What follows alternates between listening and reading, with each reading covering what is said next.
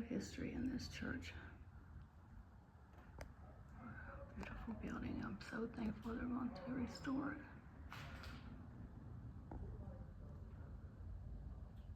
Trying to hurry a little bit here.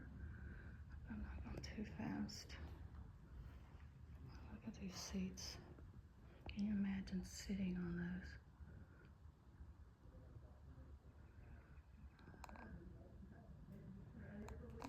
Kind of fields of hollow ground here. I got to look at this pulpit some more.